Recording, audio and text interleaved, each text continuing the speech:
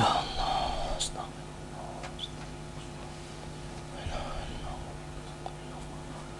Bismillahir Rahmanir Rahim. Alhamdulillah.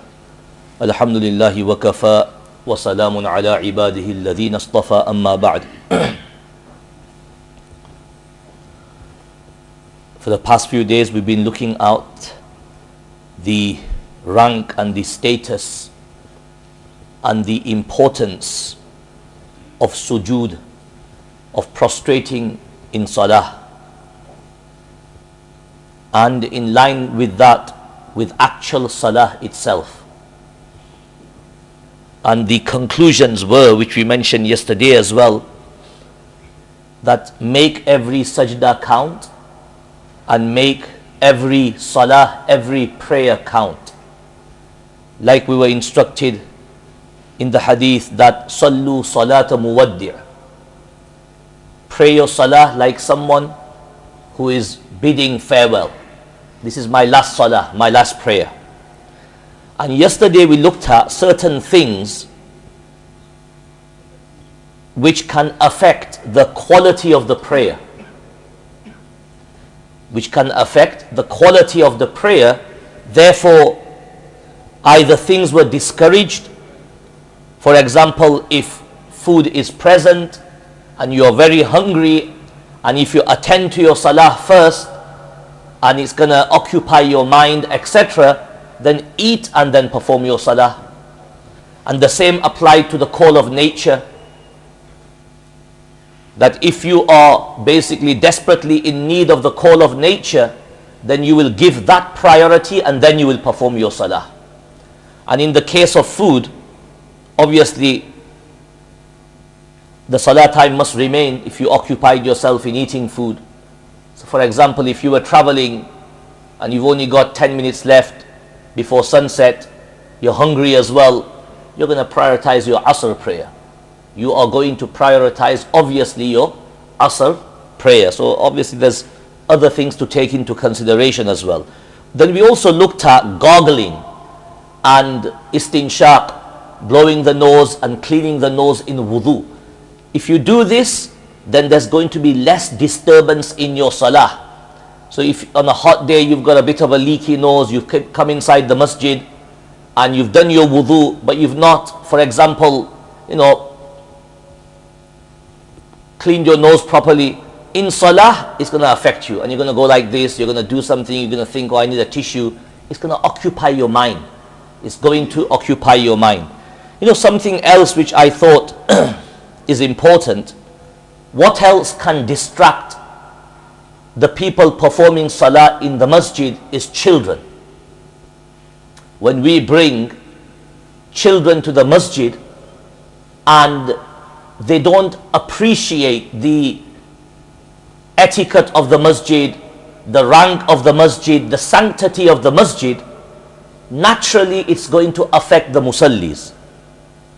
Just recently you might have heard there was an incident in Preston a couple of days ago where ek bhai bija koi na chokra na chopat mairi. You probably know, news travels very fast nowadays. Somebody basically took a swipe at somebody else's kid. And you might have seen another video circulating from the great and good Dewsbury. Who's seen that video? Anybody?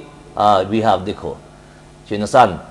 You've got to be on certain WhatsApp groups to receive these things. Do you understand? Anyway, somebody in Ramadan, just a couple of days ago, he admonishes a kid, probably looks around how old, 10, 11 years old, and shatak IPA, which is wrong. Which is wrong. But we need to look at the bigger picture here, and we need to find a balance. And that's what I just wanted to touch on today briefly, and inshallah tomorrow as well, that we need to find a balance. That balance means where the respect and the sanctity of the masjid is maintained, and at the same time we don't neglect the needs of the children. So there's got to be a balance. There's got to be a balance. And let's start off with the prophetic instruction. What did Rasulullah sallallahu alaihi wasallam say? On one side, you've got ahadith where Rasulullah said that muru awladakum bis salah wa hum abna'u sab'i sinin. That you need to instruct your children regarding salah when they are 7 years old. When they are 7 years old, you need to start instructing them about salah. That's one. وَضْرِبُوهُمْ عَلَيْهَا وَهُمْ أَبْنَاءُ عَشْرِ سِنِينَ.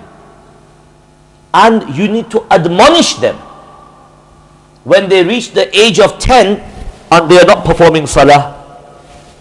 Now if you think about it, 10 is obviously well before the age of maturity, bulugh.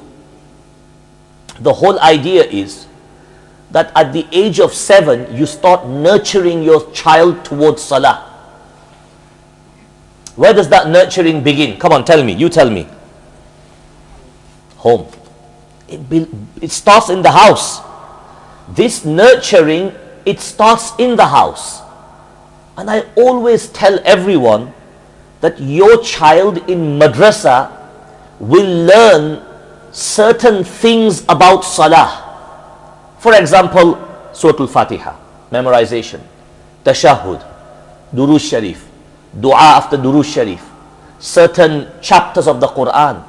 But you know the quality which your child should be achieving in salah, that's not the remit of the madrasa. There's no time.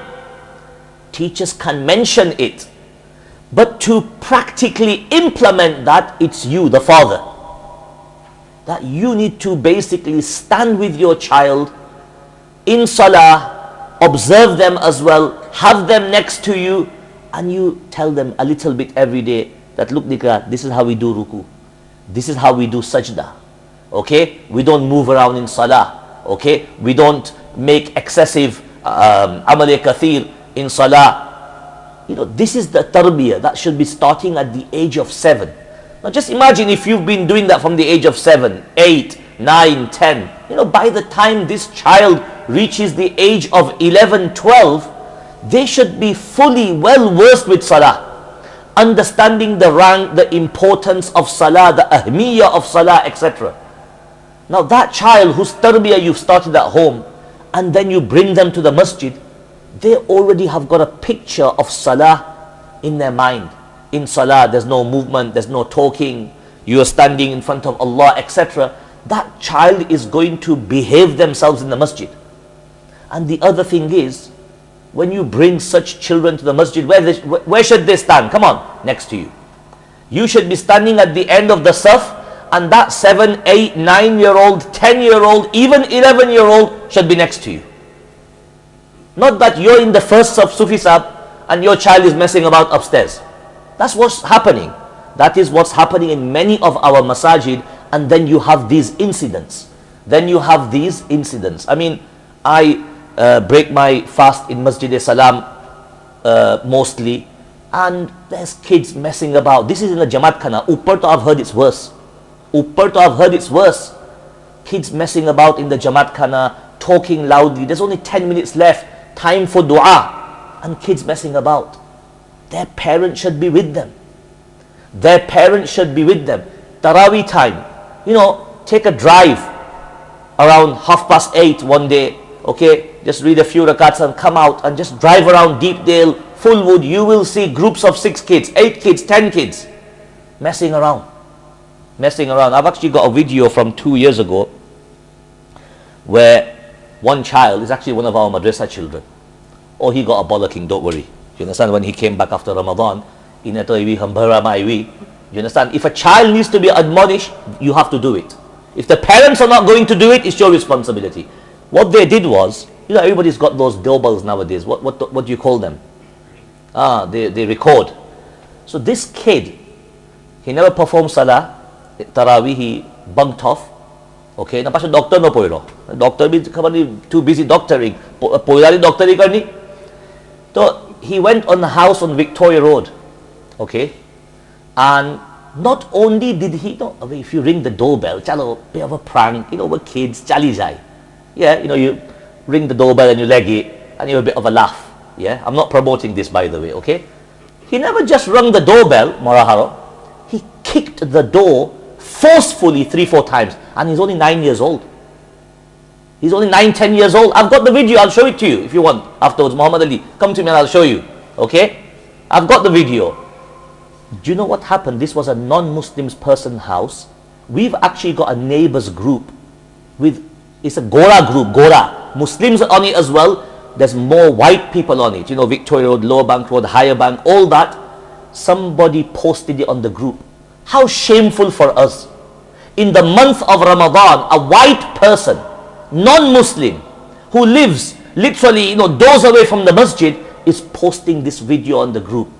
Anyway, I had a good look at the video and I knew, parot koi nang the. So you know what I did? The best way to find out intel is you ask the kids themselves. So I then showed the video in madrasa, because we were having weekend madrasa, to some of the children, and somebody identified him straight away for me. It's this kid. And then once you know someone and then you look at it, it's him. So I called him and I told his father as well. You know, father, typical, very defensive, became extremely defensive.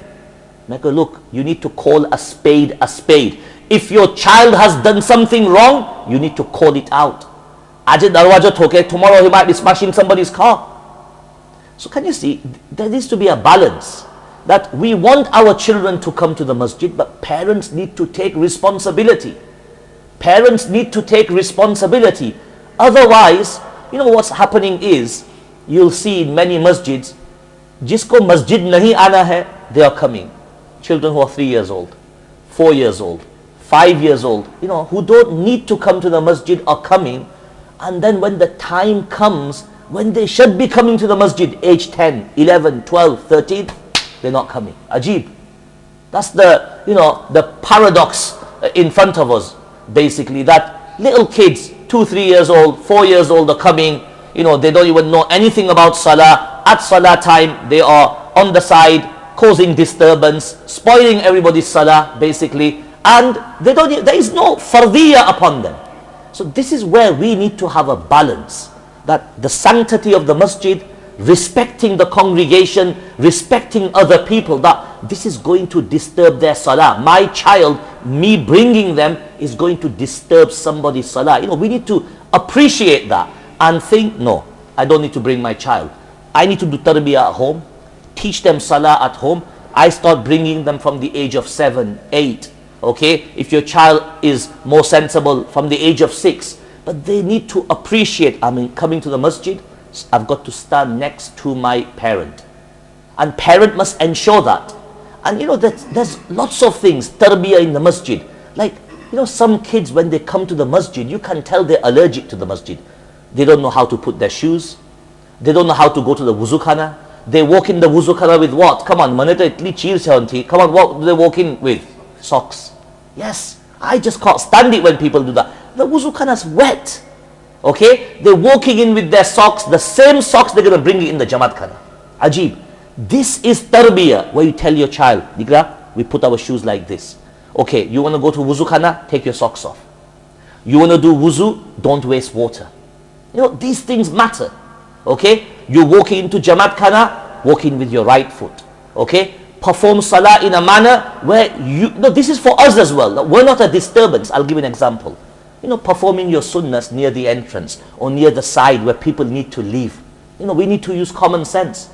You're just spoiling your own salah. So you're performing salah, people are hovering around you, trying to get past you. You know, this is emotional intelligence, which we need to adopt ourselves first and then teach and instruct our children.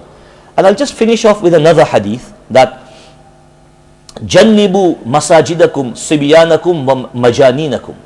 On one side you've got muru awladakum, that instruct your children to with salah from the age of 7, admonish them at the age of 10.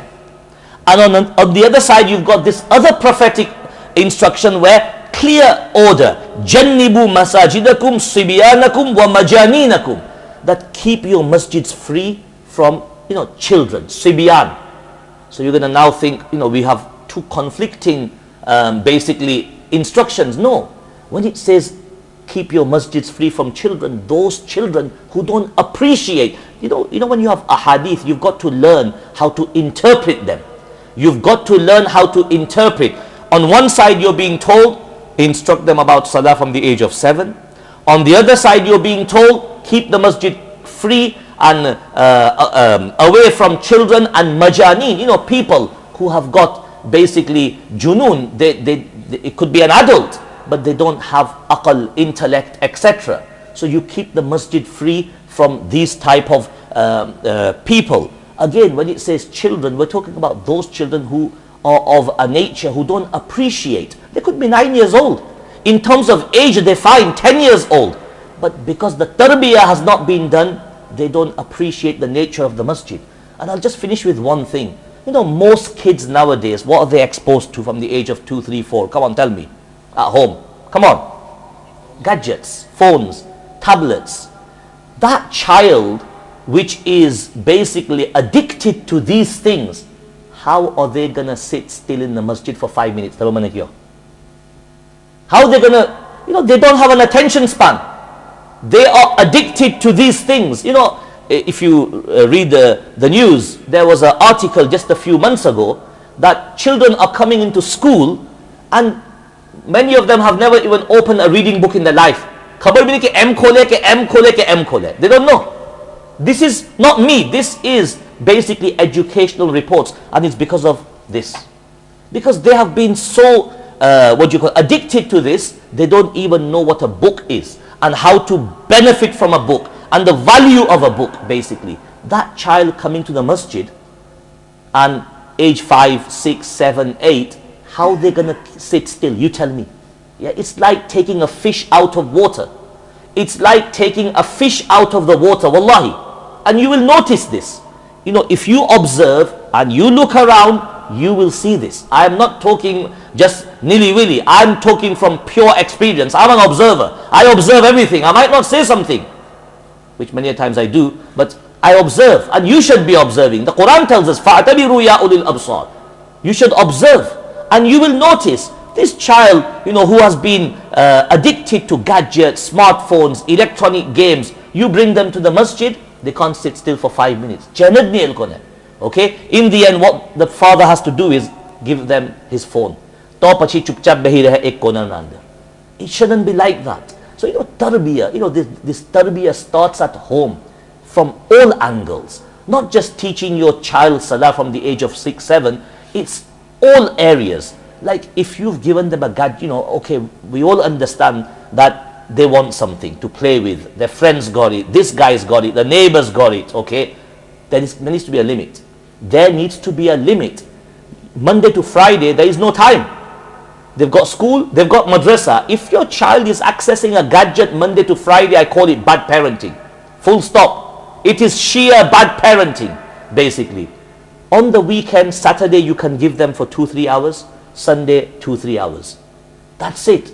I'll give you my example. My kids in Ramadan, the older ones, they've got a PS, which I only bought after they completed their hifz. When he did half of the Quran, he goes, can I have a PS? I really thought about it. I was so tempted to get it. Then I thought, nah. I said, I'll get it for you when you finish. Okay? Even that I regret. Okay? But chalo, you have to give in sometimes. So, and the younger two, when they saw the older ones getting PS, they were jumping up and down. So I got that thing for them. Nintendo, is that what it's called? Yeah?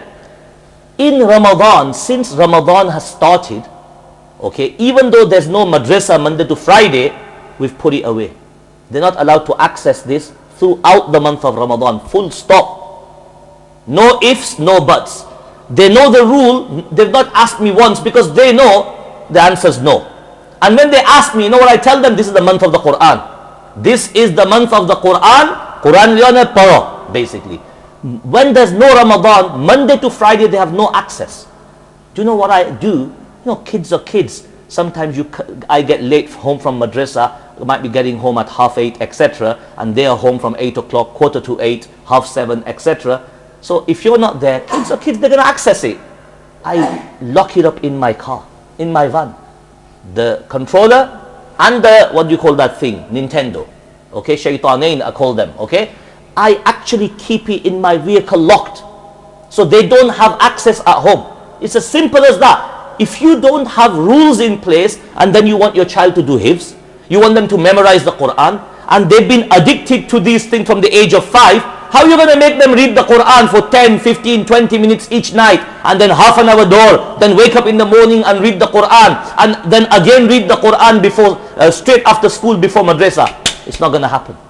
It's not going to happen. I'm telling you the reality of things basically. Somebody else might tell you something else, but I'm telling you the truth, the reality. You know, we have alim class here, Sufa. Vast majority of kids, why do they fail for here and they leave after 1 year, 2 years? It's gadgets, phone, social media, these things. And for some it could be friendship. That when your children have got friends who are not coming to madrasa, who are not in alim class, who are not in hifz class, they're roaming around with them on the weekend, basically it's a recipe for disaster. Slowly, slowly, you know, birds of a feather flock together. You must have heard of that saying in English. Your child is going to be inclined towards them, thinking, I have to go to madrasa at 5 o'clock. This guy is free every day. He's got nothing to do. So slowly, either that affects them, or it's these things. These things stop their progress basically. They're supposed to give 1 hour in alim class at home every day. Wallahi, they can't even give 5 minutes because this is occupying them. You know, kids are staying awake at 1 o'clock, 2 o'clock at night. Parents don't even know. Parents don't even know. May Allah subhanahu wa ta'ala give us the ability to do the correct tarbiyah of our children and from the right age. Subhanakallahumma bihamdik. Ashhadu an la ilaha illa anta astaghfir.